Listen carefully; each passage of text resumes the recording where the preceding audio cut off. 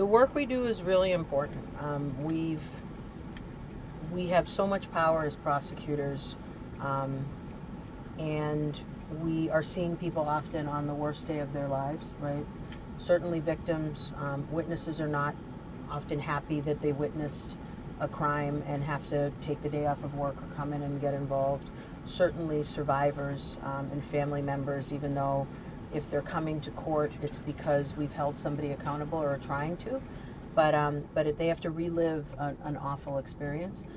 So any way that I can make the system or make the process more understandable to people, fair, give them access to me and the great work that the office does is just an honor to do. So I'm really excited, and I work as hard as I can every day because it's a privilege to have this job.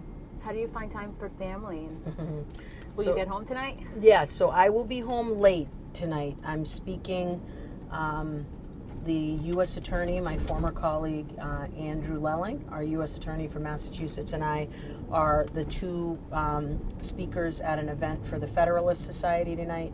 And then I'm going to be speaking at a graduation with the mayor of Boston and Commissioner Gross, the commissioner of the Boston Police Department, and some others at a graduation for some individuals that have touched the criminal justice system but have turned their lives around and are now gainfully employed. So I hope to get home by about 8:30 or 9, and then we go to sleep and start tomorrow and do the same thing.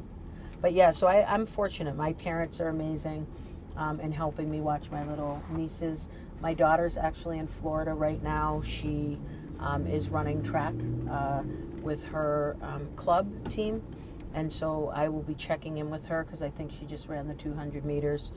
I tried to watch it. I missed the race because I was in a meeting, but I will watch it later tonight to make sure that I can tell her I saw it. What do you do while you're in the car?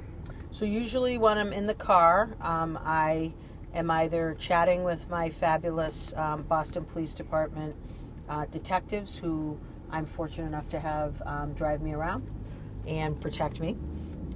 Or I'm taking phone calls or reviewing documents that I need to be fluent in before I make a decision.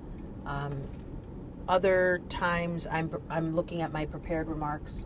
So I'll be speaking at the event that we're on our way to tonight, or reading articles about what's happening not only in Suffolk County but in other jurisdictions where there are prosecutors or DAs that are handling similar matters that we do.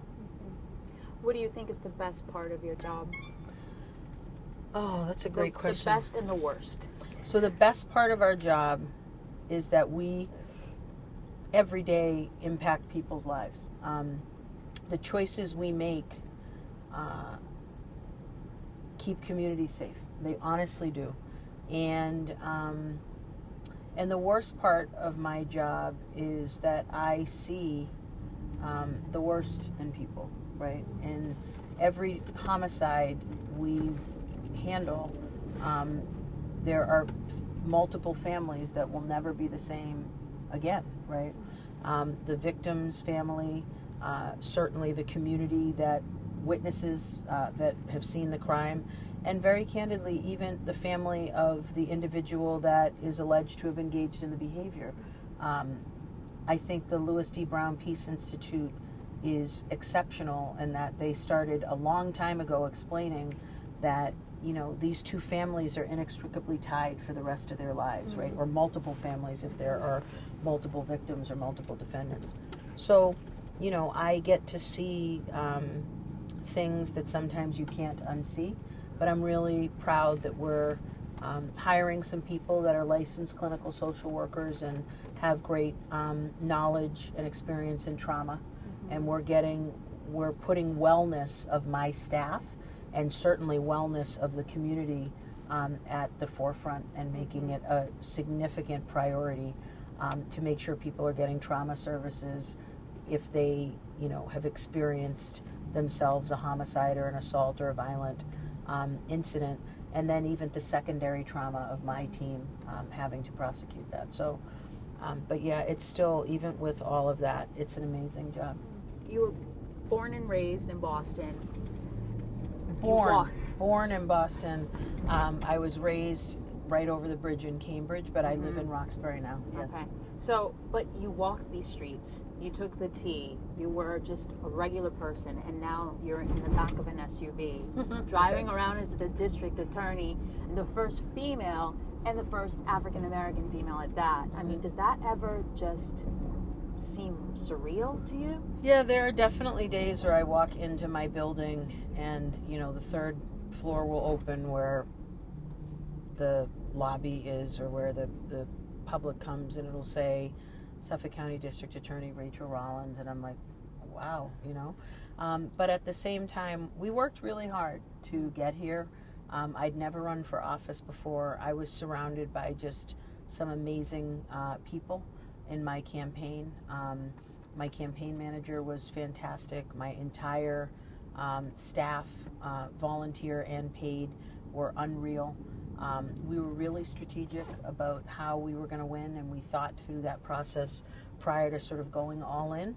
And now we're here, and it is still surreal some days, but you got to just focus on the work and remaining steadfast.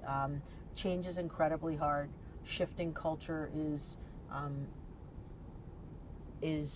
difficult, and feels like I feel like Sisyphus at times, right, pushing the boulder up the hill. But I will say, we are going to continue moving, and I told the public exactly who I was going to be when I won, and then I won, and I'm being that person. So there are times where I'm a little surprised that people are surprised, but I also know that there's a lot of people that benefit from the system being exactly the way it is. The people that voted for me want change, and I won. I'm very humbled with over 80% of the vote, and so I have a mandate. People who live in Suffolk County want what it is that I'm giving, and I'm going to continue doing that. Are you reminded of that when you look up from your phone or your notes and you look out the window as you're driving? Is this where you get a sense of reality, or does it happen when you're in the trenches, per se? Yeah, I mean, sometimes the reality as we are driving through the sort of ink block section of Boston, and you see all this new development, and you realize that these condos, nobody who lives in the inner city could afford, and the wealth-based disparities that we have with overwhelmingly Black and Latinx families having pennies on the dollar regarding wealth opportunities. So I am fully reminded of disparities when I look around here. It's why I chose to live in Roxbury. The only person that has to live in Suffolk County by statute of my 300 employees is me. And so a lot of people that work in my office don't even live in Suffolk County. Many of the people that police Suffolk County don't live in Suffolk County. There's something wonderful about living here and choosing to live in the very community where a lot of the violence happens. But I like to remind the media, there are beautiful parts of Roxbury. The overwhelming number of people that live there are law-abiding, family oriented, cultured, and wonderful, diverse and interesting people. But what we often see about this community is violence. And, although I am speaking to you as the media, you guys play an incredibly important role in the narrative. And, I look back at you and say, I've been in this job for 6 months and met with many people in the news, and you're one of the first women of color that I've been interviewed by, right? That doesn't mean that we agree on everything, but I can assure you that your lived experience over the last few decades is something that is in the forefront when you are deciding the stories you want to tell, right? And the way that you look at people and the assumptions that you make. And I have implicit biases, of course I do, but they might not be the same as somebody else's. And so, for me, look, I'm gonna keep trucking forward and moving as hard as fast and deliberately as I can, because I feel like we are decades behind where we need to be in this system, and it's people that look like me and my family that are losing at every turn. So I'm going to be a loud advocate for change.